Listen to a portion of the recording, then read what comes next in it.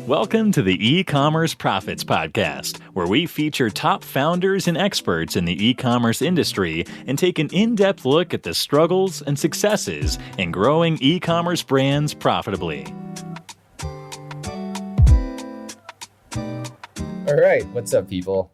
Josh Chin here. I'm the host of the E-commerce Profits Podcast, where we feature top experts and founders in the e-commerce industry, and we go behind the scenes of the struggles and successes in growing a brand. Past guests include Ezra Firestone from Smart Marketer, Kara Golden of Hint Water, Adam Turner from Postscript, and many more. So go check out our past episodes at chronos.agency/podcast. This episode is brought to you by chronos.agency. Now, if you run a direct-to-consumer e-commerce brand that is ready to scale and to double your customer lifetime value through retention and lifecycle marketing, Chronos is your company. We've helped hundreds of brands scale profits with email, SMS, and mobile push marketing while getting an average of 3,500% ROI from our efforts. We've worked with brands like Truly Beauty, The Udi, Elias Skin, and many more. So the next step is to email us at sales@chronos.agency, or you can go to chronos.agency to learn more. Today's guest is the owner of Attribute Agency, founder and CEO of Vitae Apparel. Her name is Selene Dior, a Canadian-based entrepreneur who has been in the e-commerce scene for a long time, despite her age, starting a business at only a tender age of 18 years old. Back in, when was that, 2016? 2016. Selene has been through the trenches, scaling, bootstrapping the brand basically from zero.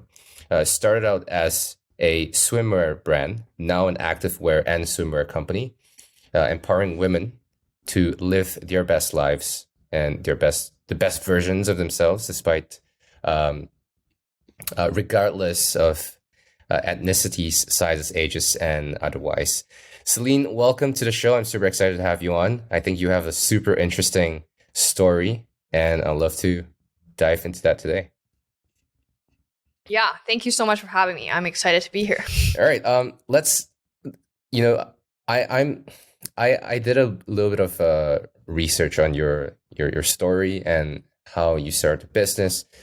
One thing that I'm curious about is obviously what came first, the agency or the brand, or did it kind of go at the same time? And what made you decide to focus on building your brand versus building out your agency as a business? Or I know that's concurrently running at the same time. Yeah, actually, that's the biggest dilemma of 2022 for me. Right. But I started the brand first, 2016 December. Okay. Started Vitae Apparel, and then the agency started around 2019 April. And why I started that was because I was invited to speak at an Amazon conference about influencer marketing and social media marketing. And after I talked about all that, so many people came up to me and asked if I ran my own agency that helped other people, other brands build their social media presence. Because a lot of Amazon sellers wanted to branch out to become a D2C brand as well at the time, and also more and more now. So that kind of inspired me to start my agency. And I was like, well, I already live it and breathe it, and I know it in the back of my head. So why not start an agency? And so I started, and I was in a lot of podcasts, events, speaking, and clients just kind of roll in because I was doing these talks and podcasts. So we haven't done any marketing whatsoever. It's kind of just been referral and me going on podcasts and events. But now I am actually in a dilemma if I should keep running that or if I should focus 100% on Vitae, because that is ultimately what I am passionate about, building a brand and empowering women. So yeah, I am actually in a dilemma. Interesting. That's a good struggle to have, I think, at least in my books. What is the breakdown of your team, and how do you structure your team in a way that, or do you have separate teams, one for the agency and one for your brand, or how do you organize that? Yeah.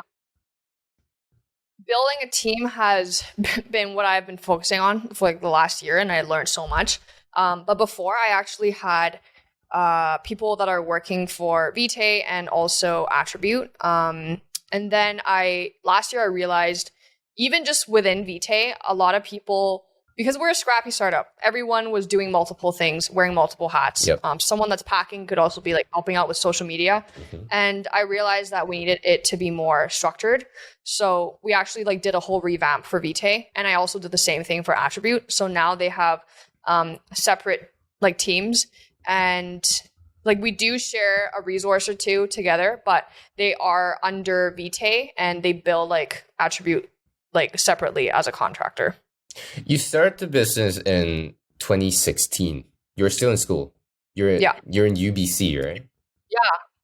Yeah. I was in UBC first term. And then I quit. Then you quit. What do you study? Yeah, and then I quit. I studied forestry. Forestry of all things. I know. Why? It's because I didn't get into what I wanted to get in. So my first choice was engineering. I wanted to be a chemical engineer. And because I skipped school a lot and worked full time when I was in grade 12, my grades at the end of grade 12 like dropped a little bit. So I didn't get into engineering. I got into my second choice, which was forestry. And I picked that because I was told that forestry was very easy to transfer back into engineering and also solder, so business. Right. So I kind of had two options to transfer after the first year. So that's why it was my second option, and I got into that. I see. I spent 4 months in solder. I'm not sure if you know that. All right, Selene. So you mentioned you were working at when was it? Grade 12? Yeah. So you're skipping school and going for work. What do you work as and why? And why? Great question. Why? Yeah. I was a lifeguard, and I became a lifeguard when I was 16. I used to swim competitively, and we made a lot. You know, like at the time when I was in grade 12, I think minimum wage was $9.75 an hour, and I was making $18.75 an hour. Whoa! And I was 16. Yeah, 16 years old. Yeah. 16 years old, making almost $20 an hour back then, you know? And I think I skipped school a lot because I did go to school in China, and everything there is more advanced, and I learned a lot there already. So school is like really, really easy for me. Like pretty easy for me. And I'm able to like catch up if I just like do my homework or like read that and like get a little bit of refresher as I do my homework. Like that was like good enough for me to catch up and do like good in school.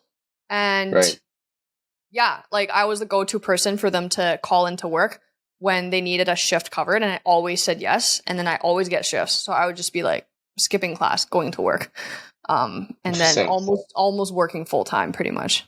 Yeah.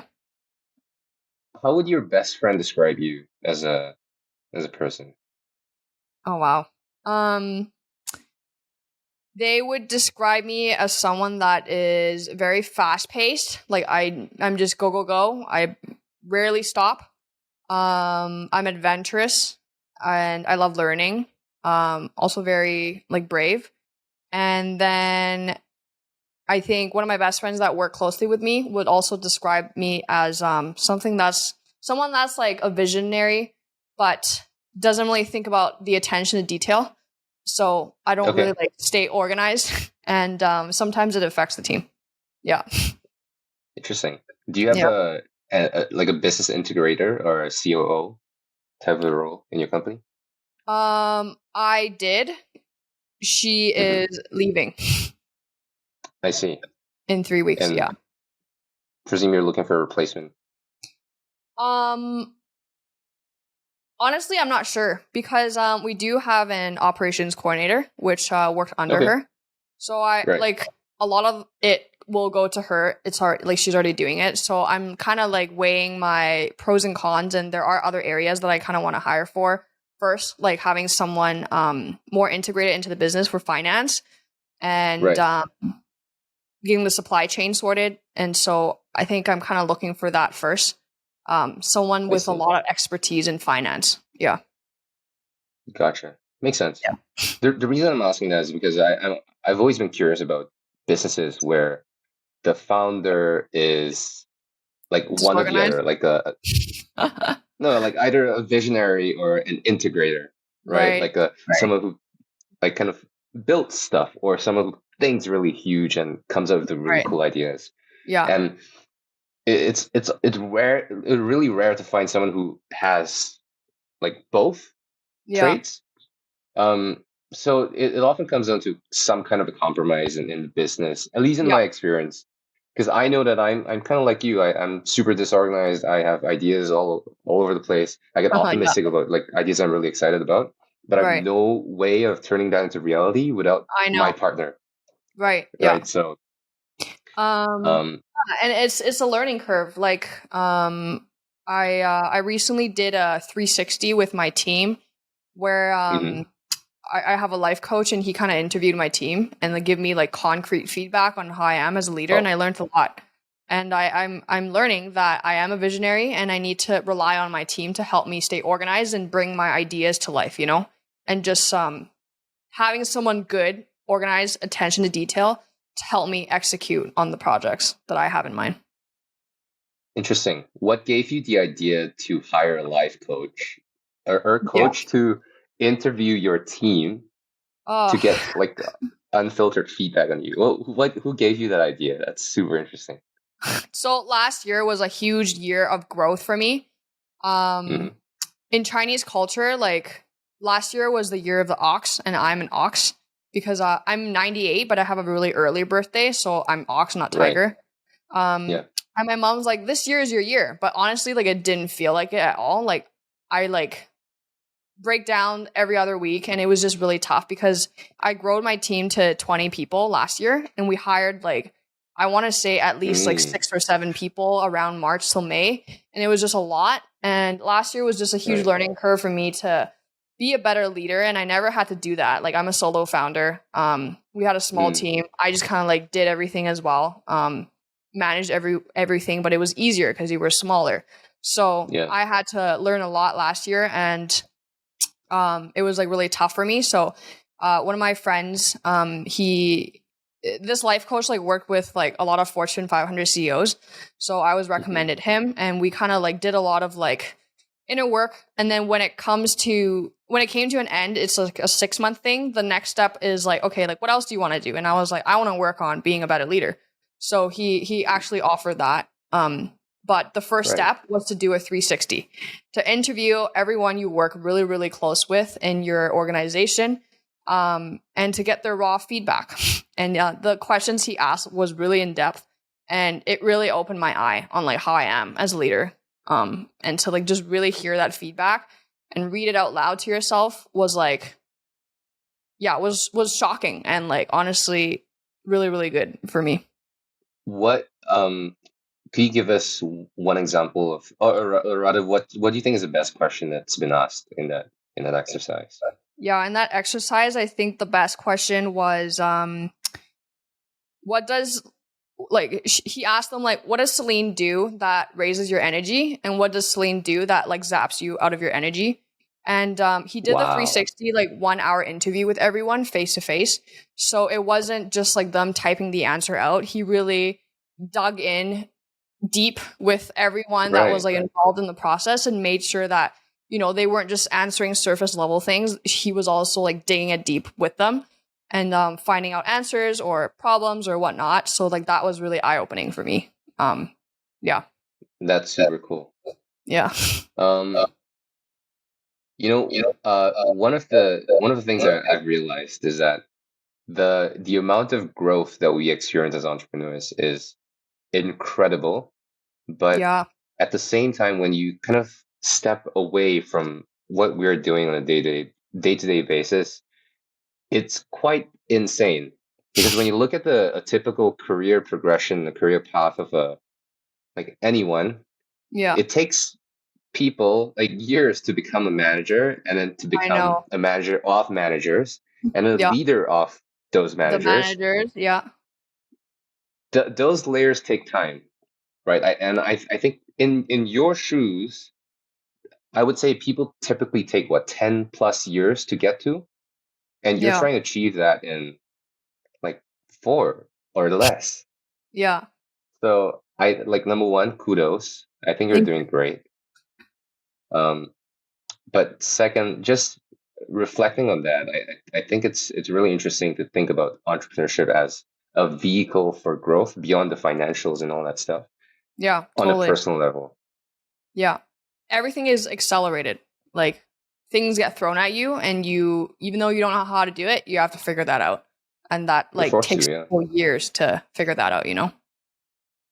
And I think with that, one of the recent realizations that I've had is that it is unfair and kind of unreasonable to have the same level of expectations that we have on ourselves put Mm-hmm. on the people that we work with and the people that we hire, Yeah.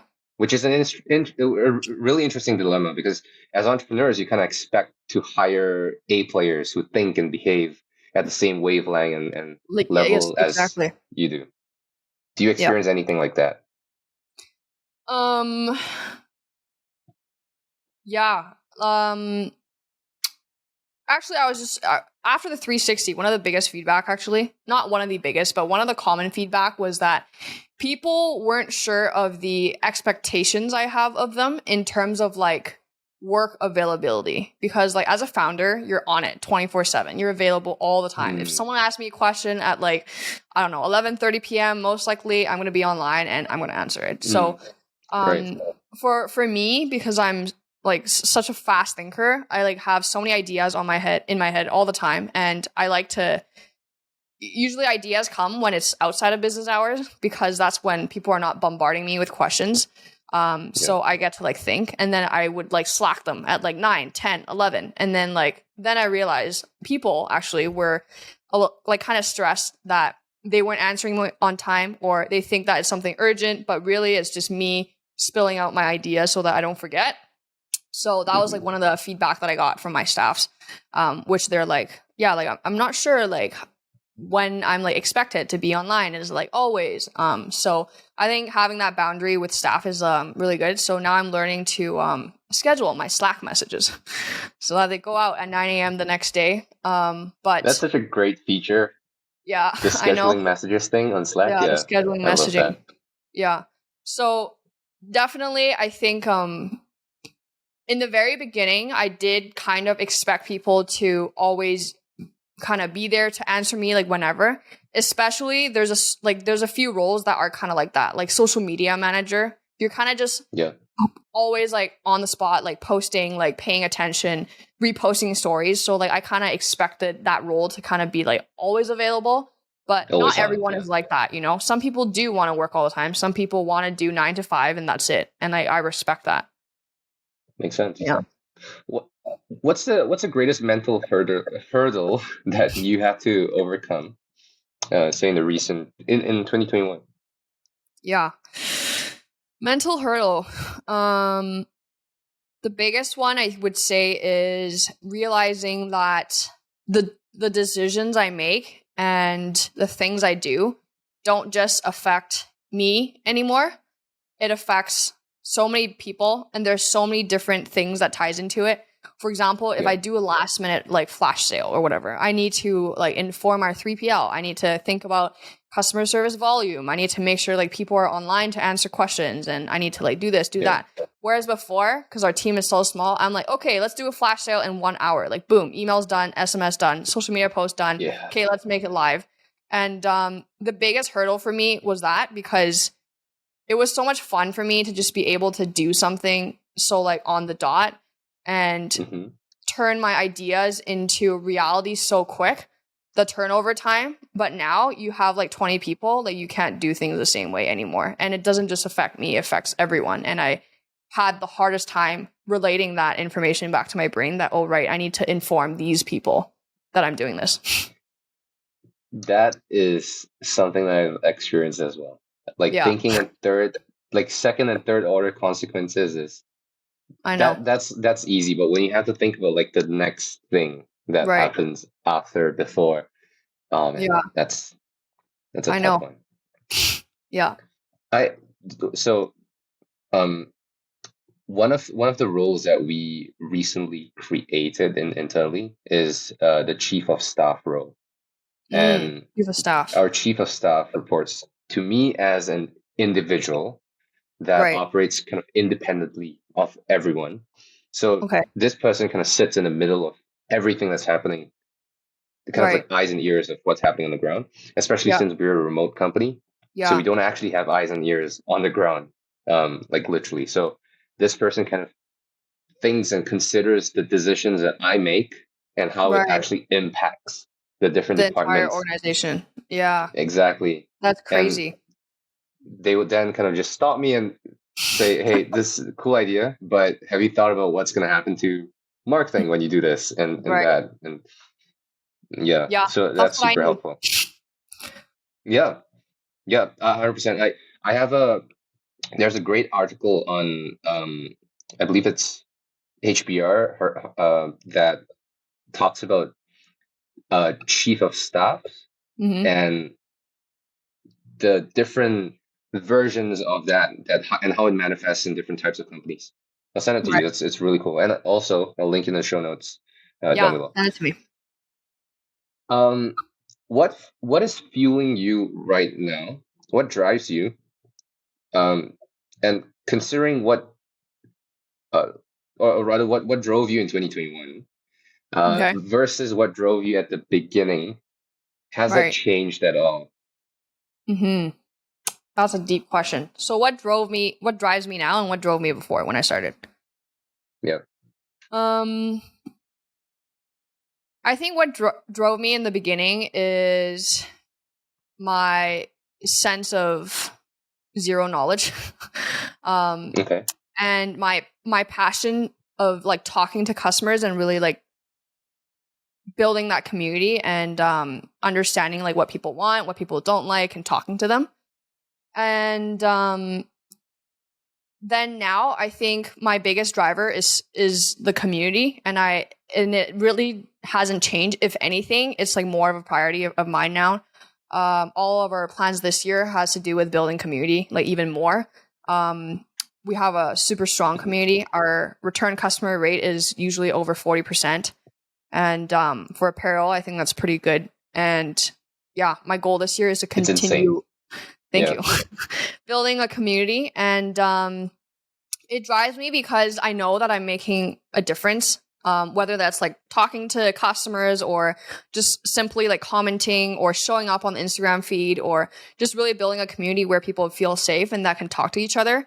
And then to be able to inspire people to do whatever they want to do, whether that's being an entrepreneur or being a teacher or whatever. I think that was like my main like passion. And that's what I really want to focus on this year as well. And shout out to your show, the CEO Talk. Am I right? Yeah, I CEO know. Talk. Yeah. Go check that out, guys. It's on YouTube, Apple Podcasts, Spotify. Thank you. Really cool, well produced show. So check Need to that have out. you on it. What's the So- Yeah, I'll love to come on. What's the thought process behind that show? You are super busy and yeah. you're scaling super fast. Why take the time to film the show? Yeah. So I wanted to do it for so long. I just love networking with people. And last year, no, yeah, last year, the beginning of last year, and also the end of 2020, I would say, everyone was kind of like cooped up at home, working from home. It was a big shift in everyone's lives, and I like was missing that networking, and I just kind of like DM'd founders that I admire, like their brands, and I just like talk to them. I was like, hey, like I love what you're doing, and a lot of times like Vitae also collabs with other brands on like giveaways and whatever, and I would just like try and find the founder. Then I like DM them. I'd be like, hey, want to like love your brand, want to hop on a Zoom call? And then I did a few. I did like I think 5 to 6, and I was like, wait a sec, I could have just recorded all this. Like all the stuff we talked about was so useful and so inspiring, not to just me, I think for the other person that I'm talking to as well. Yeah. And I think especially for women, it's a little bit hard to get out there. Like I can be extrovert if I need to, but I feel like for us, like we usually, like head down, like do our thing. At least like the friend group that I'm in, they're kind of like that. So it like takes a lot of energy for them to just come out, step out of their comfort zone and reach out to people. So I did that and I was like, oh wow, this was like fun. And so I last year I was also working with my life coach, and part of that is to like find what I'm passionate about and what I really want to do and what I do that brings like people energy and joy. And one of that is inspiring people and like telling my story and like helping other people. So it kind of like fueled me. I was like, okay, like fuck it, I'm gonna do it. And so I just do it like for fun, and I want to do it like twice a month. And yeah, so that's how I kind of like squeeze time out to do it, because I see it as a hobby. I love that. Yeah. I love that. And you're absolutely right. I think the inertia for female entrepreneurs to kind of stand out and be out there is a little bit higher. Yeah. At least from my perspective as well. One of the issues that I've kind of explored in a couple of our previous episodes is that in the I guess a stereotype of female entrepreneurs and female entrepreneurship is that I'm building a business not for profit, not for the money. The money's nice, but it's not for the money. I think that language has been used a lot in the female entrepreneurship space. I personally don't like that. Yeah. I think the male dominated industries, if you look at like affiliate marketing, for example, which is a heavily male dominated industry, it's all about money. It's all about I'm making profit. The bag. It's profits, it's money, there's no shame in that. I think that has to come into the female entrepreneurship space a little bit more, because there is no shame in wanting to make good profit. Without profit, there is no impact. And I think more people need to talk about that. Totally. I agree. A struggle I have too is like sometimes when I talk to like other female entrepreneurs, I don't know if they're like not willing to share, or they just like I just don't feel that they're as driven as if I'm talking to a male founder. And that's an issue, I think. That I think people shouldn't be ashamed about like talking about numbers and talking about like the nitty gritty of things, and like be excited for scaling and growing. And I think that, more women should, be comfortable doing that and being as transparent as like a lot of like male founders are. Exactly. And look, you're crushing it. There are tons of female founders. I know they're crushing it. I've had Kara Golden on the show, Hintwater. She's a badass. Oh, wow. Read her book, by the way, Undaunted. It's so good. Talks about a story, how she broke into an industry that she has absolutely no clue about, and now does like 100 mil over a year through Hintwater. It's a crazy story. But I think that has to be the norm, right? In the female entrepreneurship conversation.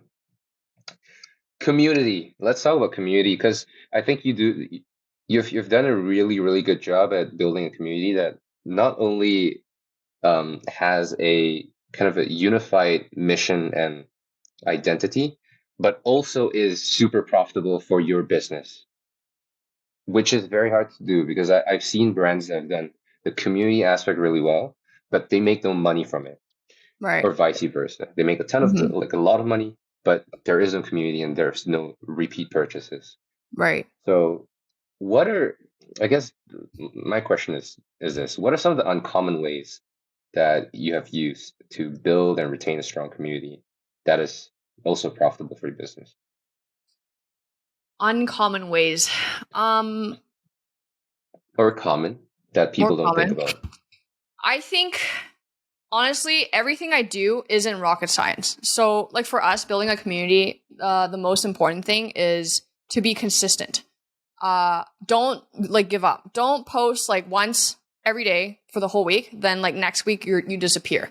People want to be engaged with you, and they want to see you there all the time. And even if it's just every other day, even if it's something short, that you came up with last minute, it doesn't matter. Just be present and be there, you know?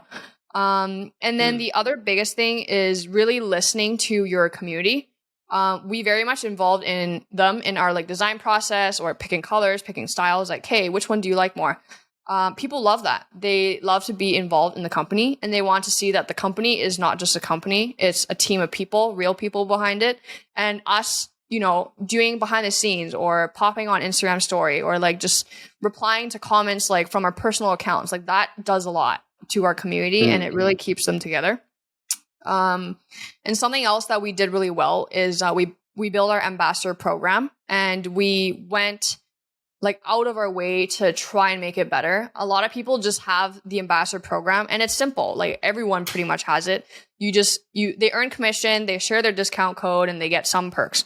But for us, we dove deep into it for the last 2.5 years to try and find the best ways to make our company more interactive. So make them be able to earn more rewards, spend the rewards that they actually want to spend. How can they be more involved in the company, and what exclusive perks do they get? For example, we're dropping a collection next week, and the ambassadors actually designed a product from scratch. Like they picked the color, they picked the design, and they picked the colorway, and it's only going to be exclusive to our ambassadors. Like that's exclusive product, and they love that. They always get early access as well. Yeah. So just going out of your way to treat your community as your VIP customers, even if they're not a VIP customer yet, like treat them that way, and they'll feel it and they'll appreciate it, and they'll come back and support you. And always tie everything back to your brand messaging and who you are. And don't forget that. Even though we switched from swim to fitness, our messaging didn't change. So we didn't lose our loyal customers just because we shift our focus for our products, right? And showing up regularly, that really helps. So it's the boring stuff. You're telling me the boring stuff. It's the boring stuff. You just need to do it. Okay. I know. Yeah. Got it. Yeah. What's your advice for brands that are trying to build a community from scratch right now? Let's say they're making it, right? They're doing well on the front end, but they have no community, no Facebook group, no email list, nothing. What would you recommend? Yeah, I will say actually, Joshua and I had a call before Christmas a few months ago, and you introduced me to Tapcart. And like it honestly like lit my like brain on fire, and I was like, oh my god, I wanted to do an app for the longest time, but in my brain I was like, oh, we're gonna have to pay 20-30 grand for someone to code an app. And then you introduced me to Tapcart, and I pretty much like signed on within a week. So now we're like building it out, and for that I'm building out an app not because I want it to be convenient for people to shop. Obviously that is the case, but I also want the app to include a lot of exclusive things like exclusive workout challenge, recipes, journal prompts, like meditation playlists, like things like that are tied into our messaging, and that will show our community that, you know, you are here and we are providing you with value, and we're not just selling you a product, and we're not just like another fitness apparel company. So like that's in the pipeline. So I'm really excited about that. And love that. Yeah. So like for our community, it's not just Instagram or just Facebook group or just email or just SMS. It's everything tied together. I think for any other brand to start out, I think having some sort of a private like Facebook group or Instagram page would be a good place to start if you are very social media focused. If your audience is not on there, building like a private email list and call it something interesting. Like for us, we call one of our email lists like Vitae Insider Club.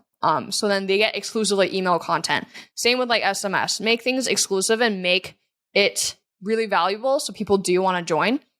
For us, we have all of the channels that I just listed: Facebook group, Instagram, private page, email, SMS, now building an app. So I think you have to see where your audience is and make your main channel there. For us, it is Instagram. So our private Instagram page is like where we do most of the updates and news and interact with people. But we also have a Facebook group for our community members that are a little bit older, that are on Facebook more. Then we also have email and SMS, just so, people don't miss out if like their feed, they can't see it on their feed or they miss the Facebook group post. So we kind of like hit them from like everywhere. Makes sense. It sounds like you're making the boring stuff fun. And yeah, it's fun for me. Shout out to TapCart. TapCart, amazing tool. I think it's been under the radar for a long time. The guy that introduced TapCart to me, his name is Van Oaks. He ran Diesel Power Gear, crazy company, crazy successful and super profitable company that gives away basically a truck every single month for free. Crazy business model, but so he was one of the early adopters of TapCart, and I think we're one of the earliest agency partners of TapCart before they even kind of have an agency program, right? And now they're kind of going full force on growth because they recently took funding and lots of fun stuff happening. One thing to look out for. Hot take. I don't think that this has been shared anywhere yet, but app clips. So one of the biggest hurdles with mobile apps is the adoption. It's really high commitment to download an app and have it live on your phone. So it typically only works for existing audiences. Which makes it very difficult to grow a mobile app program. But with app clips, what it actually is basically a preloaded version of the app that plays automatically via iMessage or email or SMS with just one tap of the button, with just one tap. It works for iOS. So that is super interesting, and I think that could at least help bridge the gap, that hurdle of not knowing what to expect with downloading an app and actually experiencing it first before committing to downloading it. So you can actually complete the checkout process in app clips? Through an app clip. Wow. Yeah. Which is really cool. Yeah, that's crazy. So yeah. Selene, what's next for Vitae Apparel? What can we expect from you in 2022? I think this year we are actually doubling down on processes. I realized last year how unorganized we are and how important having processes in place and structures in place and SOPs, lots of communication, but between departments and also within departments is like really important. So this year we are doubling down on that, building out a lot of structural things to make the team work more efficiently. For our brand, we are drop models. So basically we drop a collection every like 30 to 45 days and we repeat the same process like every pretty much month. So we are really nailing down the process because we do it so often and making it like, like second nature. So that's kind of like what I'm focusing on. And then on the back end side of things, what I mentioned earlier, which is having really strong finance department and to kind of help us like project cash flow and whatnot. I think I know like last year was a huge issue with like supply chain and all that, and it really hurt a lot of I know a lot of Amazon sellers were hurt, and a lot of D2C brands were also struggling. So I think having that finance part strong for forecasting and budgeting and whatnot for the economy coming up, I think will be really helpful. And in terms of marketing, we are doing more collaborations with influencers, and we're designing collections with them.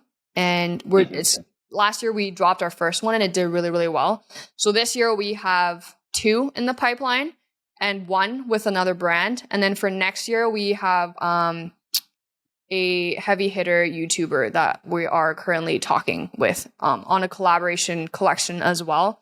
So I think that's going to be a focus of ours. And then obviously building out that app and really diving even deeper into community building and having that higher retention rate for customers. Acquisition cost is going up now on every platform. So why not, spend the money on keeping them? So that's like kind of where my plans are at. Ooh, that's a good quote right there. I love that. Yeah. All right, final question for you, Celine. Okay. I'm a big fan of good questions. I Yeah. believe that the quality of questions dictate the quality of our lives. Mm-hmm. What is the best question that you've asked yourself in the past 1 year or so? Yeah. Best question I asked myself. I think the best question I asked myself last year was, what am I passionate about and what am I here to like bring to the world, basically.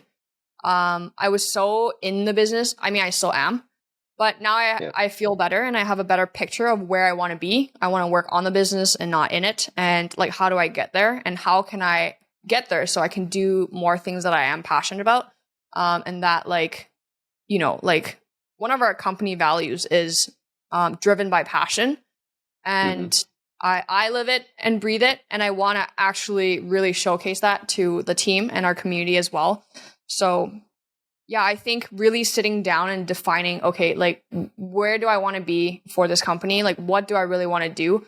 And for me, I was able to identify that I really, really want to build out the community and be in the community and just basically not being the face of it, but thinking of like new creative ways into making our customers and our community feel that we are not just a brand and we're valuable and provide lots of knowledge and content and things that they can like use outside of just wearing a fitness apparel. That is like what I'm focusing on and what I'm passionate about. So I think that like really helped me. I love that. Yeah. Everything you've achieved, it's incredible. I think from just from an outsider's perspective, I think you've done super well. And I'm excited to see where you bring your company and your growth in 2022 and beyond. Thank you so much. I think it's only just the beginning. You're 23. I think when you're 33 in 10 years, that's a long ass time to get to 33. Yeah. 10 years. 10 years. So yeah, I'm excited. We'll see. Celine, what's the best way to contact you for people who are interested in getting in touch, connecting with you, learning more about you and stuff? Yeah. My Instagram, you can DM me. It's miss.dior. So it's MI with 4 S's, SSSS dot, and then Dior, DIOR with 2 R's. I'm sure Josh will also link it in the show notes. And also you can reach me via email, dior@vitaeapparel.com. Awesome. Celine, It's been a pleasure. Thank you for being on the show. Thank you so much.